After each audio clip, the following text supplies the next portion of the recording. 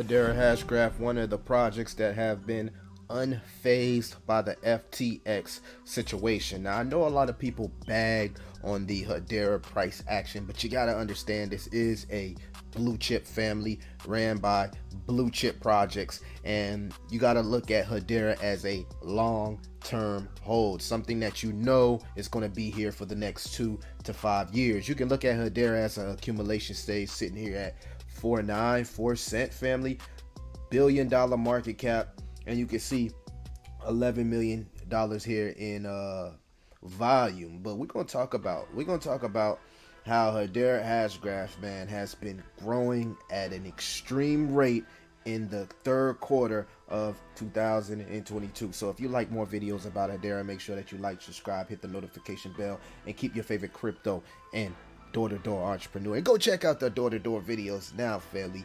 I look at Hedera as a project that could potentially get trillions of dollars deployed in. Now, it might not happen next month, next year, the next 2 years, but as the council grows and you start seeing new projects within the next 2 or 3 years replace other companies and also fill out the council, you can expect the Hashgraph technology to continue to be adopted and Hedera to continue to grow.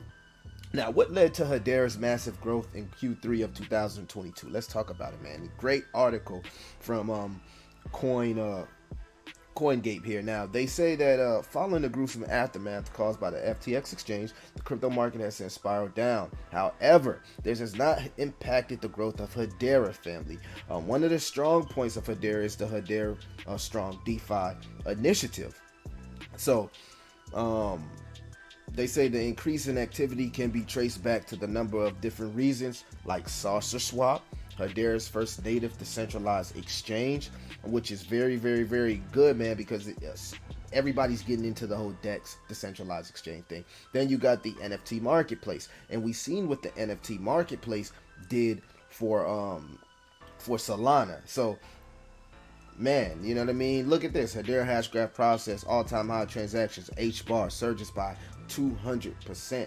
And not to add, family, Hedera has been building a TVL. You can see it here on DeFi Llama, Saucer Swap, and a lot of the marketplaces that they're building within the ecosystem have been accumulating a TVL, and it's been constantly growing even in a bear market. And you can compare that to other projects and their total value locked in. You'll see that they're on the opposite end. Most of these projects are actually decreasing in TVL, but we see Hedera here increasing in TVL, and I just thought that was huge. You feel me? It's also one of the most greenest technologies. So I call it Hashgraph, but just comparing the Hashgraph technology to other blockchains here, you can see that Hedera blows everything, family, everything out of the water. So this easily makes it more adoptable. You feel me? And you don't think that a lot of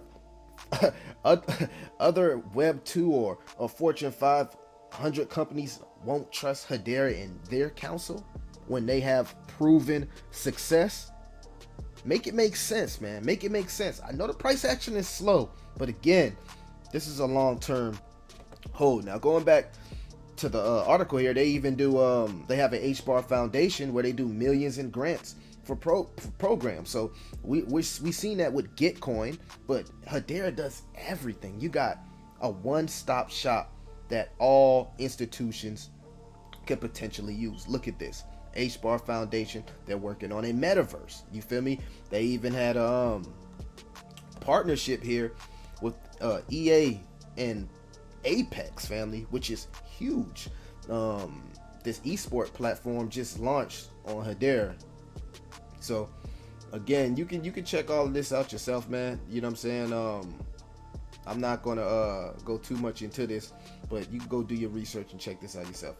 And these are some of the companies that actually sit on the council, man. Stuff like Google, Boeing, you feel me? ABRDN, man. You know, billion-dollar industries. In some cases, trillion-dollar industries. And you're seeing huge adoption in the space from influencers. Some of the biggest influencers out there, like BitBoy Crypto.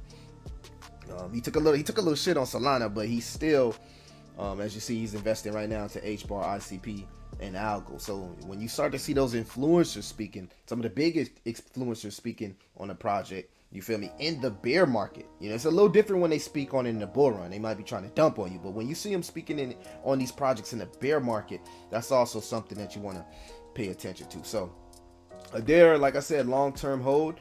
I'm gonna let Dr. Lehman Beard here speak a little bit on the stability, fairness, security, and speed of Hedera, and I want to know what y'all think about Hedera, man. Are you bullish on hbar?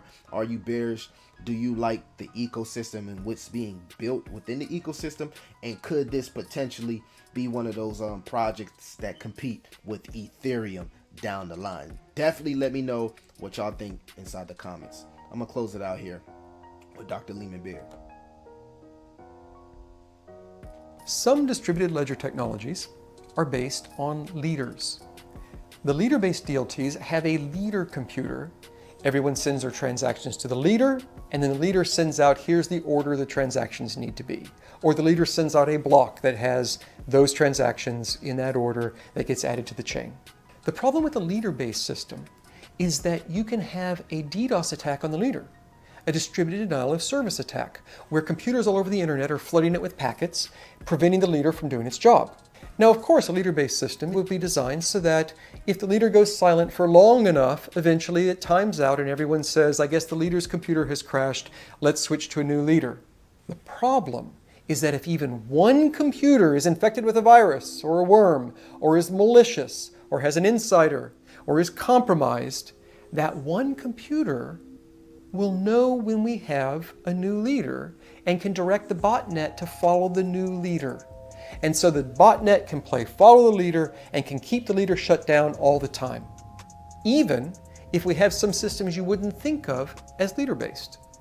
In a database, two-phase commit is actually a kind of leader-based system.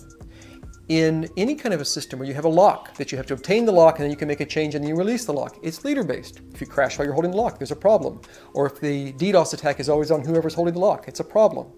If you have a system where maybe we vote as a community for several leaders to take turns and every 2 seconds you have a different leader, that's a leader-based system. And with follow the leader attacks, the DDoS can keep shutting down a different leader every 2 seconds. And so we have a problem with the security of this system. Furthermore, it isn't fair. The leader has the ability to control what order the transactions are going to be in that the leader puts in. And so maybe in a stock market, your competitor bribes the leader to put theirs before yours. And if that happens even 1% of the time, stockbrokers would pay millions of dollars to cheat by getting them put ahead 1% of the time. Or maybe your access is entirely missing. Maybe your competitor bribes the leader to not even put yours into the block.